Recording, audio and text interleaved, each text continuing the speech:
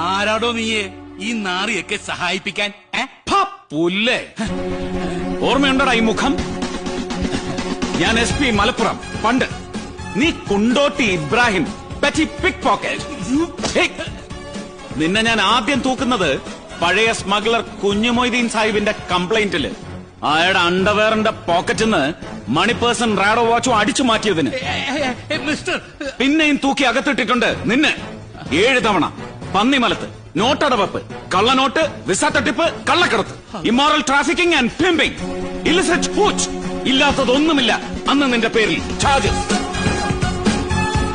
പിന്നെ ദീർഘകാലം കുണ്ടൻ കുഞ്ഞുമൊയ്തീൻ സാഹിബിന്റെ. അയാള് മയ്യത്തായപ്പോ 5 കോടി ദുബായ് പണത്തിന് കരാറാക്കിയ രാജ്യസഭാ മെമ്പർ, MP, ഇപ്പൊ മന്ത്രി. അല്ലടാ, ആളെ കണ്ടാൽ അറിയില്ല നീ. അല്ലടാ, നിങ്ങൾ മരച്ചിൽ കണ്ടു ഓന്റെ മന്ത്രിനെ വിളിക്കുന്നത്, ഓനെ ട്രാൻസ്ഫർ ഒക്കെ പറയുന്നത്. വിളിക്കണ, ഹോം മിനിസ്റ്റർ വിളിക്കണ.